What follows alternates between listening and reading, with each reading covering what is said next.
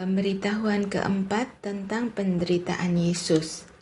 Rencana untuk membunuh Yesus. Matius 26 ayat 1-5.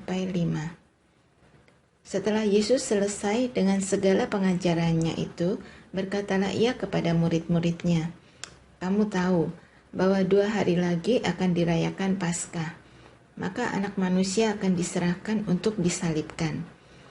Pada waktu itu berkumpullah imam-imam kepala dan tua-tua bangsa Yahudi di istana imam besar yang bernama Kayafas. Dan mereka merundingkan suatu rencana untuk menangkap Yesus dengan tipu muslihat dan untuk membunuh dia. Tetapi mereka berkata, "Jangan pada waktu perayaan, supaya jangan timbul keributan di antara rakyat." Yesus diurapi. Matius 26 ayat 6-13. Ketika Yesus berada di Betania, di rumah Simon si Kusta, datanglah seorang perempuan kepadanya, membawa sebuah buli-buli pualam berisi minyak wangi yang mahal. Minyak itu dicurahkannya ke atas kepala Yesus yang sedang duduk makan. Melihat itu, murid-murid gusar dan berkata, "Untuk apa pemborosan ini? Sebab minyak itu dapat dijual dengan mahal dan uangnya dapat diberikan kepada orang-orang miskin." Tetapi Yesus mengetahui pikiran mereka lalu berkata, "Mengapa kamu menyusahkan perempuan ini? Sebab ia telah melakukan suatu perbuatan yang baik padaku. Karena orang-orang miskin selalu ada padamu, tetapi aku tidak akan selalu bersama-sama kamu. Sebab dengan mencurahkan minyak itu ke tubuhku, ia membuat suatu persiapan untuk penguburanku. Aku berkata kepadamu, sesungguhnya di mana saja Injil ini diberitakan di seluruh dunia, apa yang dilakukannya ini akan disebut juga untuk mengingat dia." Yudas mengkhianati Yesus.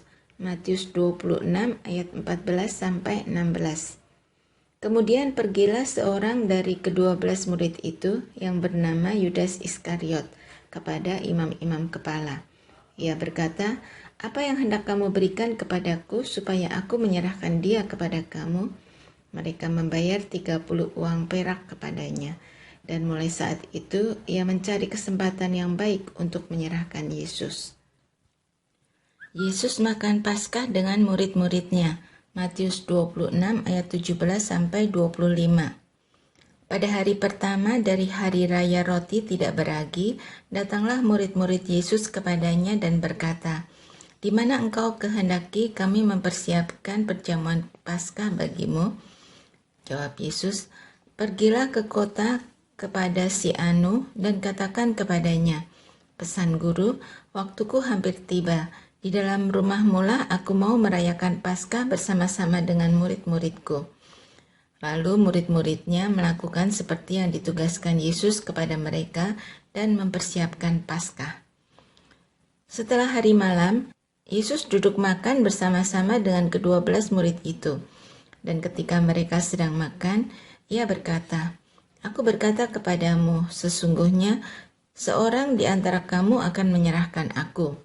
Dan dengan hati yang sangat sedih berkatalah mereka seorang demi seorang kepadanya, "Bukan aku ya Tuhan?" Ia menjawab, "Dia yang bersama-sama dengan aku mencelupkan tangannya ke dalam pinggan ini, dialah yang akan menyerahkan aku. Anak Manusia memang akan pergi sesuai dengan yang ada tertulis tentang dia. Akan tetapi, celakalah orang yang olehnya Anak Manusia itu diserahkan. Adalah lebih baik bagi orang itu sekiranya ia tidak dilahirkan." Yudas yang hendak menyerahkan dia itu menjawab, katanya, "Bukan aku ya Rabi." Kata Yesus kepadanya, "Engkau telah mengatakannya." Penetapan perjamuan malam. Matius 26 ayat 26-29.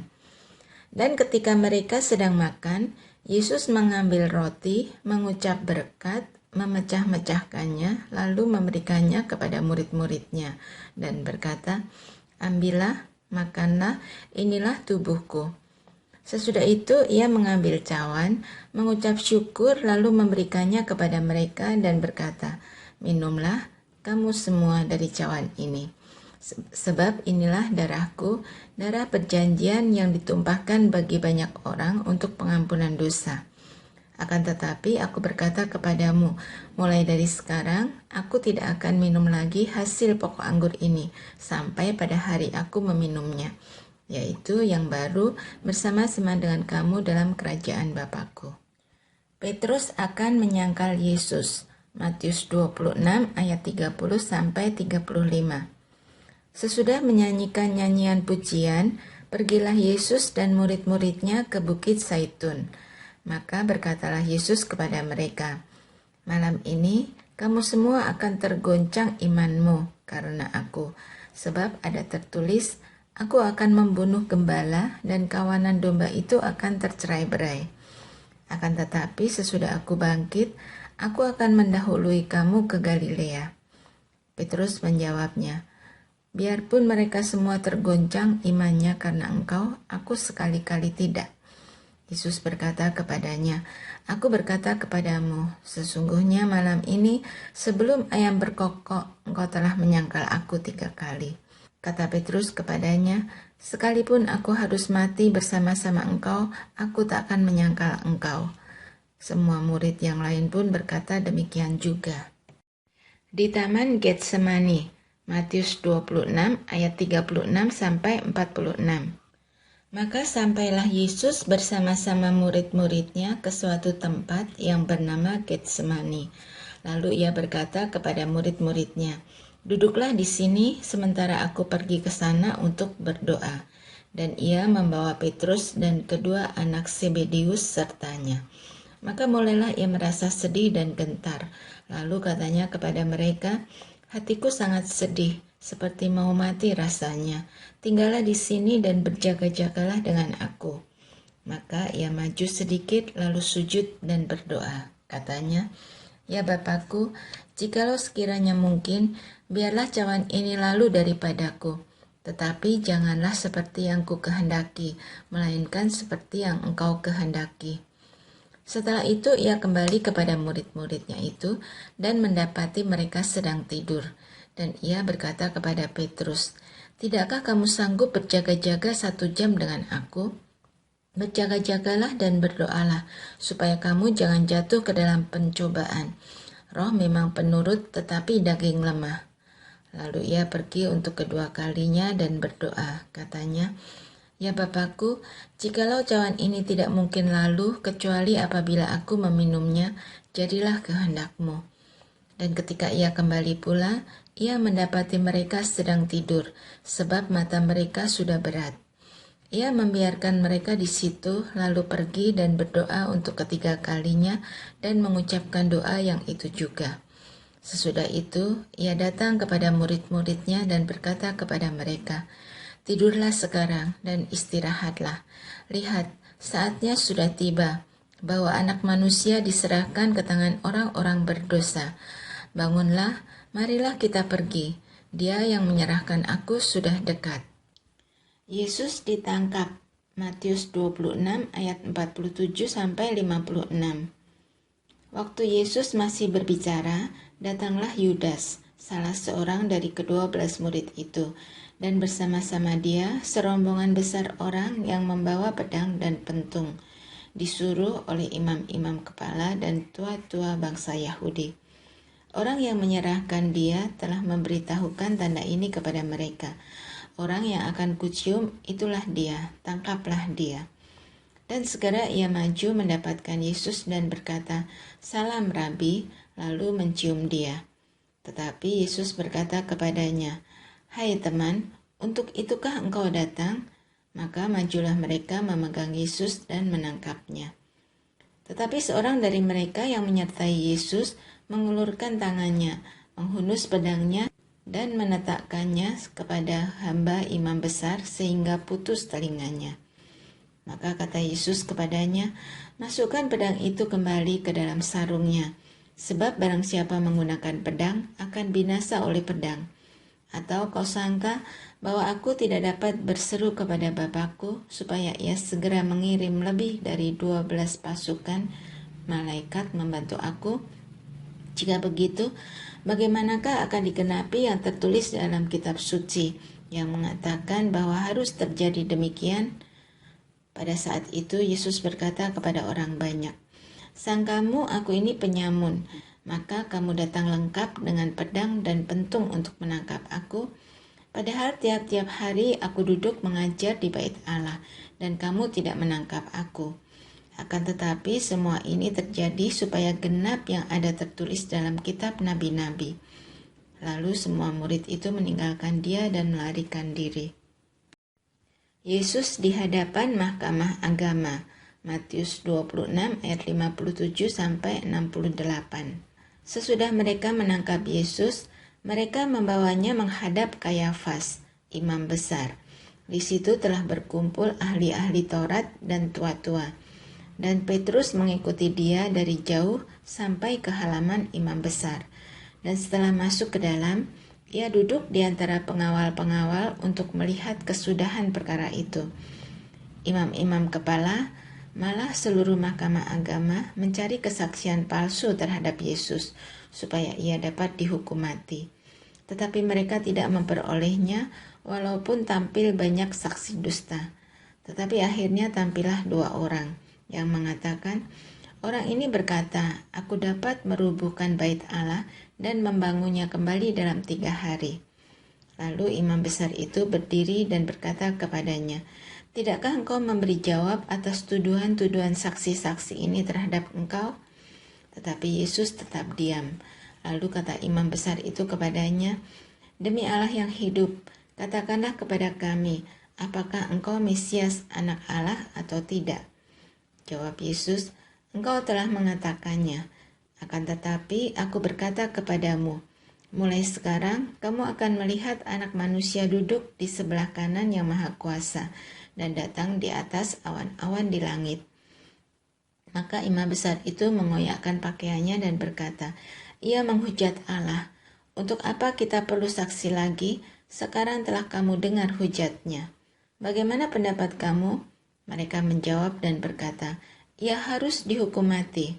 Lalu mereka meludahi mukanya dan meninjunya, orang-orang lain memukul dia, dan berkata, cobalah katakan kepada kami, hai Mesias, siapakah yang memukul engkau?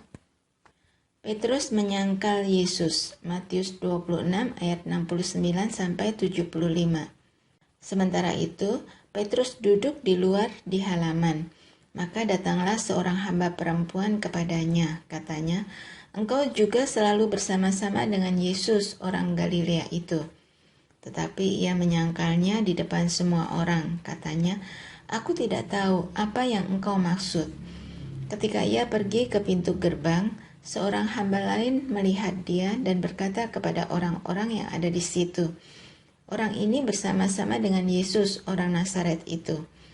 Dan ia menyangkalnya pula dengan bersumpah, aku tidak kenal orang itu.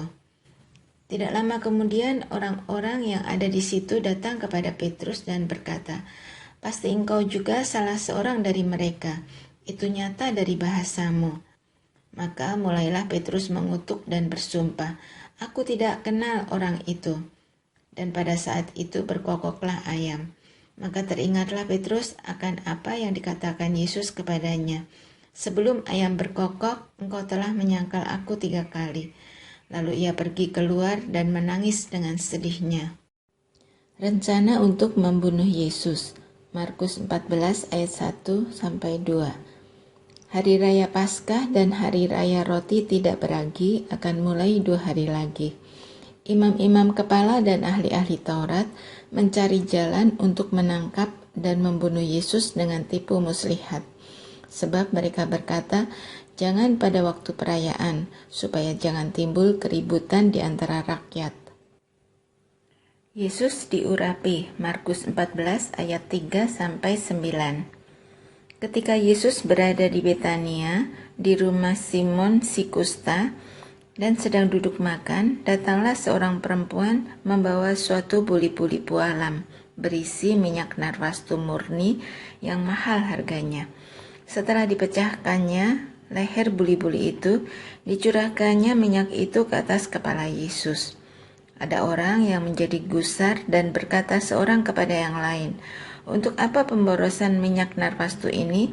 Sebab minyak ini dapat dijual 300 dinar lebih dan uangnya dapat diberikan kepada orang-orang miskin. Lalu mereka memarahi perempuan itu. Tetapi Yesus berkata, "Biarkanlah dia, mengapa kamu menyusahkan dia?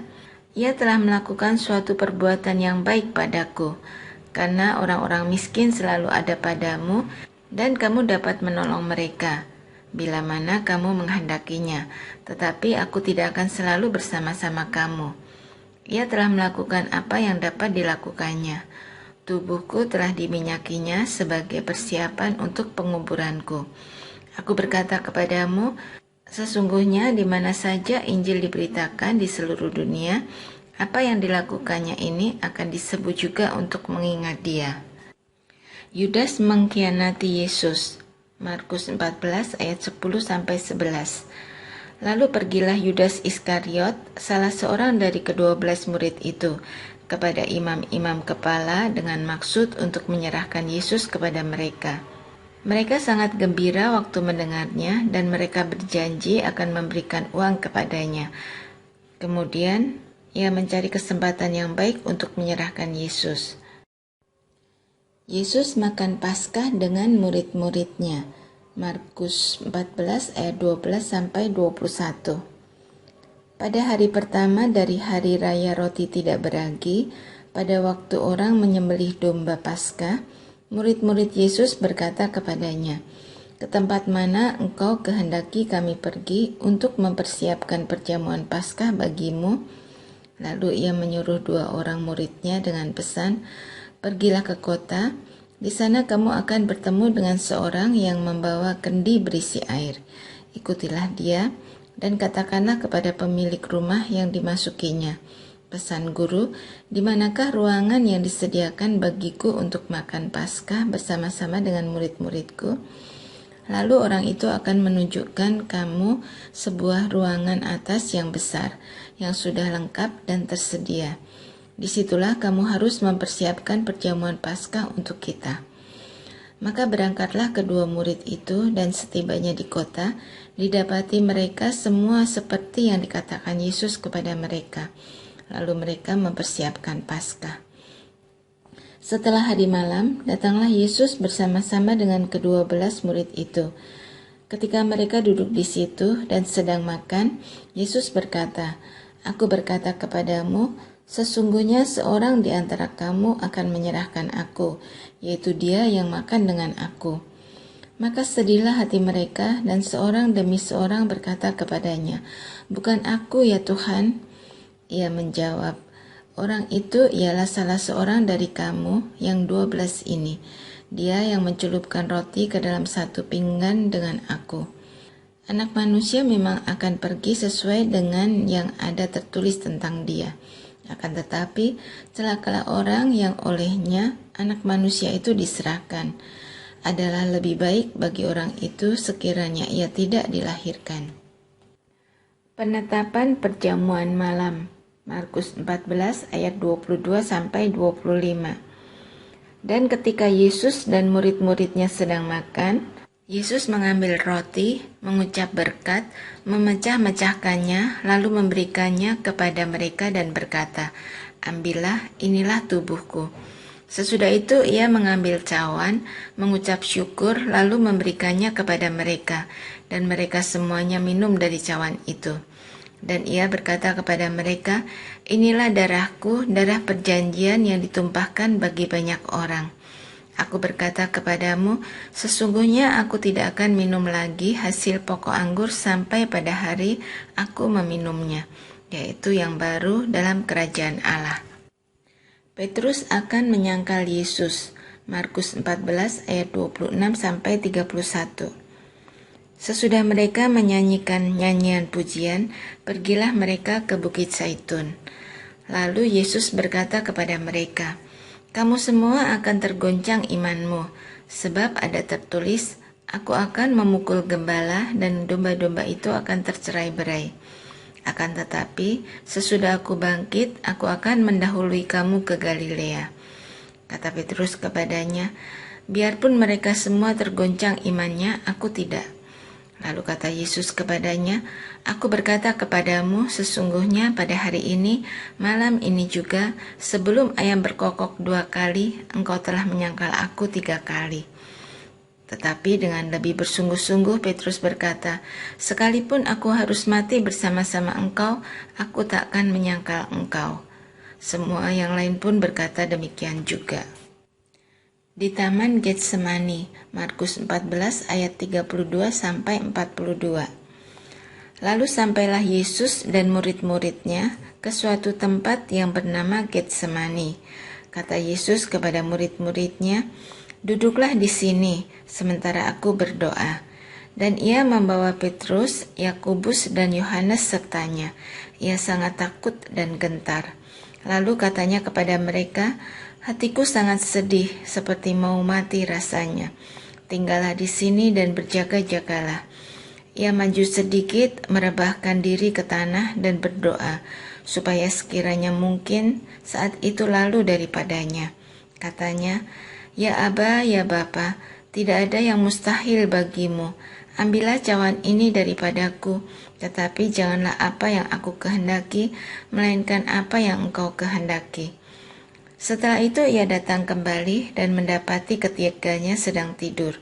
Dan ia berkata kepada Petrus, "Simon, sedang tidurkah engkau? Tidakkah engkau sanggup berjaga-jaga 1 jam? Berjaga-jagalah dan berdoalah, supaya kamu jangan jatuh ke dalam pencobaan. Roh memang penurut, tetapi daging lemah." Lalu ia pergi lagi dan mengucapkan doa yang itu juga. Dan ketika ia kembali pula, ia mendapati mereka sedang tidur, sebab mata mereka sudah berat dan mereka tidak tahu jawab apa yang harus mereka berikan kepadanya. Kemudian ia kembali untuk ketiga kalinya dan berkata kepada mereka, "Tidurlah sekarang dan istirahatlah. Cukuplah, saatnya sudah tiba. Lihat, Anak Manusia diserahkan ke tangan orang-orang berdosa. Bangunlah, marilah kita pergi. Dia yang menyerahkan aku sudah dekat." Yesus ditangkap. Markus 14 ayat 43-52. Waktu Yesus masih berbicara, muncullah Yudas, salah seorang dari ke-12 murid itu, dan bersama-sama dia serombongan orang yang membawa pedang dan pentung, disuruh oleh imam-imam kepala, ahli-ahli Taurat dan tua-tua. Orang yang menyerahkan dia telah memberitahukan tanda ini kepada mereka. "Orang yang akan kucium, itulah dia, tangkaplah dia, dan bawalah dia dengan selamat." Dan ketika ia sampai di situ, ia segera maju mendapatkan Yesus dan berkata, "Rabi," lalu mencium dia. Maka mereka memegang Yesus dan menangkapnya.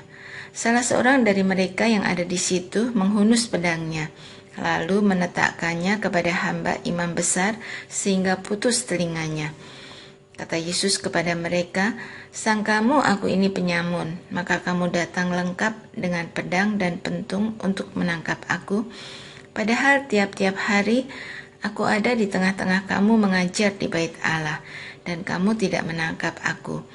Tetapi haruslah digenapi yang tertulis dalam kitab suci." Lalu semua murid itu meninggalkan dia dan melarikan diri. Ada seorang muda yang pada waktu itu hanya memakai sehelai kain lenan untuk menutup badannya. Mengikuti dia, mereka hendak menangkapnya. Tetapi ia melepaskan kainnya dan lari dengan telanjang. Yesus di hadapan mahkamah agama. Markus 14 ayat 53-65. Kemudian Yesus dibawa menghadap imam besar. Lalu semua imam kepala, tua-tua dan ahli Taurat berkumpul di situ. Dan Petrus mengikuti dia dari jauh sampai ke dalam halaman imam besar. Dan di sana ia duduk di antara pengawal-pengawal sambil berdiam dekat api. Imam-imam kepala, malah seluruh mahkamah agama mencari kesaksian terhadap Yesus supaya ia dapat dihukum mati. Tetapi mereka tidak memperolehnya. Banyak juga orang yang mengucapkan kesaksian palsu terhadap dia. Tetapi kesaksian-kesaksian itu tidak sesuai yang satu dengan yang lain. Lalu beberapa orang naik saksi melawan dia dengan tuduhan palsu ini. "Kami sudah mendengar orang ini berkata, 'Aku akan merubuhkan bait suci buatan tangan manusia ini, dan dalam 3 hari akan kudirikan yang lain, yang bukan buatan tangan manusia.' Dalam hal ini pun kesaksian mereka tidak sesuai yang satu dengan yang lain. Maka imam besar bangkit berdiri di tengah-tengah sidang dan bertanya kepada Yesus. Katanya, "Tidakkah engkau memberi jawab atas tuduhan-tuduhan saksi-saksi ini terhadap engkau?" Tetapi ia tetap diam dan tidak menjawab apa-apa. Imam besar itu bertanya kepadanya sekali lagi. Katanya, "Apakah engkau Mesias, anak dari yang terpuji?" Jawab Yesus, "Akulah dia, dan kamu akan melihat Anak Manusia duduk di sebelah kanan Yang Maha Kuasa dan datang di tengah-tengah awan-awan di langit." Maka imam besar itu mengoyakkan pakaiannya dan berkata, "Untuk apa kita perlu saksi lagi? Kamu sudah mendengar hujatnya terhadap Allah. Bagaimana pendapat kamu?" Lalu dengan suara bulat mereka memutuskan bahwa dia harus dihukum mati. Lalu mulailah beberapa orang meludahi dia dan menutupi mukanya dan meninjunya sambil berkata kepadanya, "Hai Nabi, cobalah terka." Malah para pengawal pun memukul dia. Petrus menyangkal Yesus. Markus 14 ayat 66 sampai 72. Pada waktu itu Petrus masih ada di bawah, di halaman. Lalu datanglah seorang hamba perempuan imam besar. Dan ketika perempuan itu melihat Petrus sedang berdiam, ia menatap mukanya dan berkata, "Engkau juga selalu bersama-sama dengan Yesus orang Nazaret itu." Tetapi ia menyangkalnya dan berkata, "Aku tidak tahu dan tidak mengerti apa yang engkau maksud." Lalu ia pergi ke serambi muka dan berkokoklah ayam. Ketika hamba perempuan itu melihat Petrus lagi, berkatalah ia pula kepada orang-orang yang ada di situ, "Orang ini adalah salah seorang dari mereka." Tetapi Petrus menyangkalnya pula. Tidak lama kemudian orang-orang yang ada di situ berkata juga kepada Petrus, "Engkau ini pasti salah seorang dari mereka, apalagi engkau seorang Galilea." Maka mulailah Petrus mengutuk dan bersumpah, "Aku tidak kenal orang yang kamu sebut-sebut ini." Dan pada saat itu berkokoklah ayam untuk kedua kalinya. Maka teringatlah Petrus bahwa Yesus telah berkata kepadanya, "Sebelum ayam berkokok 2 kali, engkau telah menyangkal aku 3 kali." Lalu menangislah ia terseduh-seduh.